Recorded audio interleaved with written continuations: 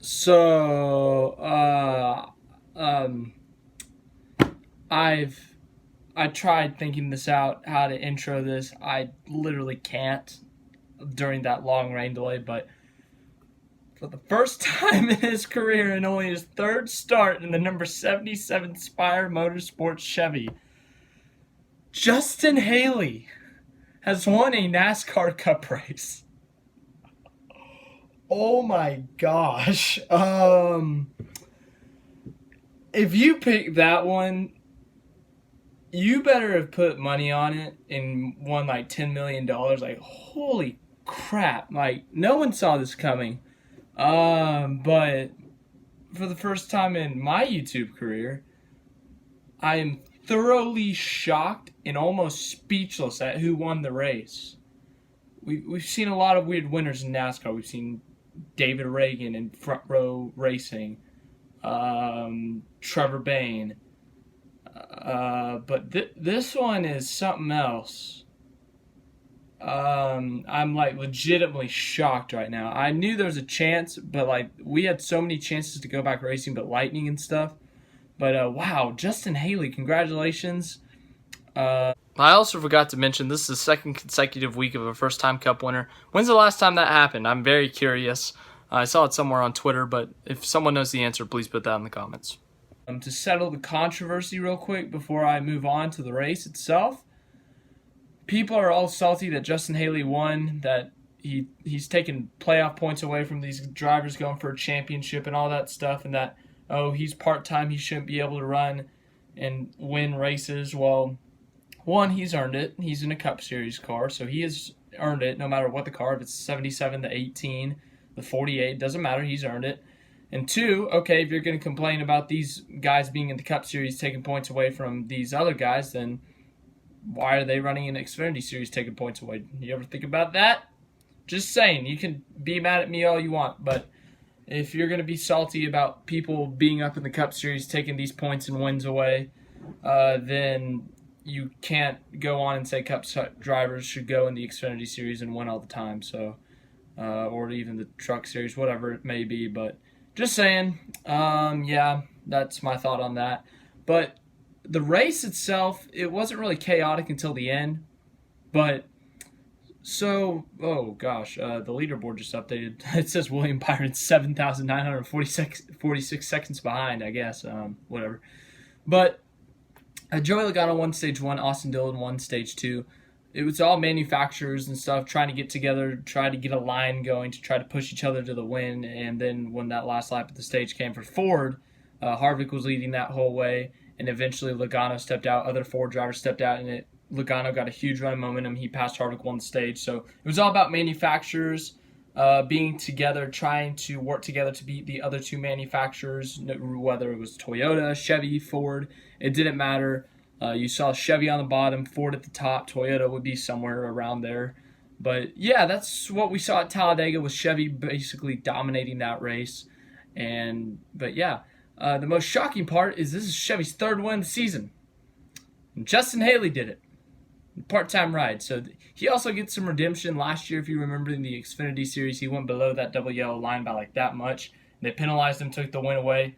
Yesterday, Friday, he finished second in the Xfinity Series race, so he gets himself some redemption at Daytona, wins a Cup race. He only led one lap, if even that. I don't even know if he went a full lap around. But yeah, there was some chaos at the end. There was a huge wreck that was at least probably 20 cars. Triggered at the front of the field, Austin Dillon, Clint Boyer. Clint Boyer got him a little loose. They both went down. Austin Dillon kept on turning left to block. Boyer kept on running through him. If you want me to make a video on that tomorrow, I can, on what my thoughts are on it. But it was a huge wreck, took out many contenders: Boyer, Dillon, Logano, Hamlin, Elliott. I'll go down in the finishing results and tell you if they were in it or not. But Kurt Busch was on the outside. He made it through. William Byron made it through. Jimmy Johnson made it through. Ty Dillon made it through. Ryan Newman made it through. There were a lot of guys that made it through. But Kurt Busch stayed out. Jimmy Johnson, William Byron pit. And at one point, the top five is Kurt Busch, Landon Castle, Justin Haley. I think, who else was up there? Oh gosh. I want to say J.J. Yaley and Michael McDowell were up there. That was your top 5 at one point. That would have been a weird finishing result. And Kurt Busch and Matt McCall had made the call that Kurt Busch was going to stay out until they thought it was going to go green. They were at 1 lap to go to green, so Kurt Busch, Landon Castle, and a few other guys pitted. And then, like, in turn 1 of the one to go to green, there was a lightning strike.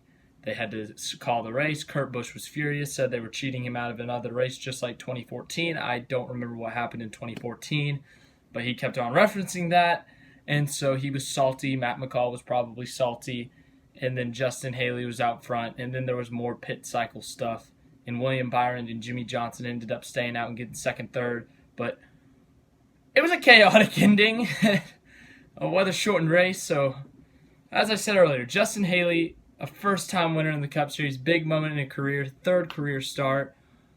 Wow, that's just shocking. The 77 into victory lane, that's a big deal for that team. No one saw this coming. When I say no one, I mean literally no one saw this coming. If you saw it coming, I'm going to call BS on you. Oh man. That's a hell of a moment for that team. That's just wow. 77. Went to victory lane, Spire Motorsports. Woo! I hope they get to celebrate outside. I haven't updated Twitter yet, but hopefully they get to celebrate outside and stuff. That'd be neat for them. But yeah, William Byron, he got second. If that went green, I think him or Jimmy Johnson would have won, assuming they didn't get wrecked. They had some pretty good cars, and they managed to get through that wreck unscathed without damage. Jimmy Johnson third. Another good week for him, another top 5, 2 straight top 5s for him. He desperately needs the points. He also needs a win. Byron and Johnson, the 2 cars in the top 5 for Hendrick, really good. And then Chevy gets a 1, 2, 3, 4. Ty Dillon finishes in the 4th position. Big day for him. Not as big as the day than Justin Haley. Ryan Newman gets the top 5, some much-needed points. As I said, for Jimmy Johnson, he needed points as well, Ryan Newman, to get close to that playoff cutoff. I don't know the standings right now, but Jimmy Johnson is in by like 30 points now. He has boosted himself. So is Byron. Byron's like 58 points in. I think Newman, he's either in by a couple points or out by a couple points. I don't remember. But yeah. 6th, Corey LaJoie. Best career finish for him. Shout out to him. Congratulations, Corey LaJoie. 7th, Eric Almirola. 8th, Matt DiBenedetto. Really good day for him. Yet again, he gets another top 10 this season. Great job, Matt DiBenedetto. Matt Tifft gets a 9th place finish. Big day for that team. Big day for him. Earlier this week, he posted it's been 3 years since he, I think it was his final chemo treatment for his, final treatment for one of his, I think he had a brain tumor or cancer or something like that. But 3 years since that, so that's a big deal for him, obviously. And to get a top 10 this week is big for him. 10th, Kurt Busch. Might have to make a Heartbreakers video about this one. That call leaves them. Could have been a win, but that call ends up costing him. Kurt Busch gets 10th. Landon Castle and Starcom Racing get 11th. Yeah! 12th, J.J. Yaley. 13th, Michael McDowell. 14th, Kyle Busch. 15th, Bubba Wallace. And he and Daniel Hemrick were throwing the football. 16th, Paul Menard. Paul Menard was my race pick. He took the lead sometime during stage 3, and I was like, call the race. I might have picked this one right. But yeah, that didn't happen. 17th, Chris Buescher. 18th, Daniel Hemrick. 19th, Brendan Gaughan. Okay, here's where the people that were in this wreck started. Brendan Gaughan, Kyle Larson was in it. Alex Bowman was in it. Martin Truex Jr., I think Eric Jones. Ricky Stenhouse Jr., Joey Logano, Denny Hamlin. Was Joey Gase and B.J. McLeod in it? Maybe we'll count them. Kevin Harvick was in it, I think. Austin Dillon, Clint Boyer, Ryan Preece, Parker Kligerman, Ross Chastain, Chase Elliott, Ryan Blaney. But yeah, huge wreck. Going back through those guys, Bowman was running up front a lot. Larson was running up front. They were involved in that wreck when that happened. Truex was involved. Stenhouse was running up front a lot. He had a really fast car. Unfortunately, was involved in that wreck. He also spun out earlier, but was able to rally, get up front for a little bit, get some stage points. 25th, Joey Logano gets himself a playoff point, so doesn't leave the day completely empty-handed. He gets himself a much-needed playoff point, leads 41 laps on the day. Denny Hamlin, he was up front at one point. Good for him. 27th, Kevin Harvick, he was leading at one point. He led a lot, but he ends up having another rough day. Has still yet to win at the halfway point of the season. Justin Haley has more wins than Kevin Harvick this year. Who saw that one coming? Ross Chastain, Parker Kligerman, Ryan Preece. Austin Dillon had a really, really fast car today. Really good car. Obviously involved in that wreck that he started with Clint Boyer. 46 laps led on the day. That's the most today. But he had a really fast car.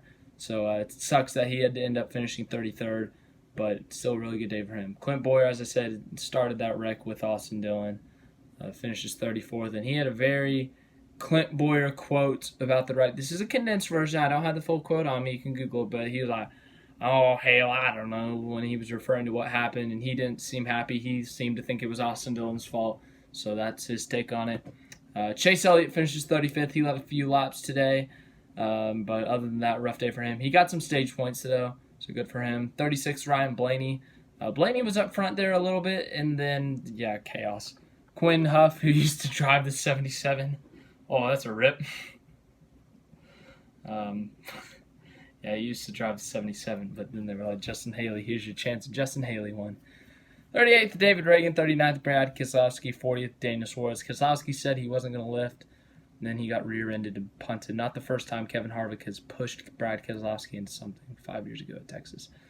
But yeah, thoroughly shocked that Justin Haley is a NASCAR Cup Series winner in the 66. No 5 playoff points taken away from these Cup regulars.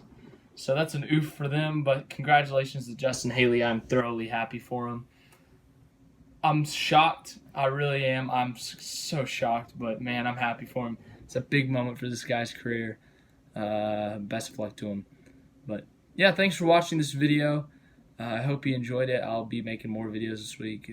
Austin Dillon, Clint Boyer controversy. Tell me if you want that tomorrow. Tell me if you want to talk about Justin Haley more. But man, that's a shocking moment in NASCAR. Called the race weather. Golly, I can't believe what just happened. So much weather. I didn't even talk about that, but you guys understand it. I don't need to bore you with the weather stuff. So thanks for watching this video. Like it if you liked it. Subscribe.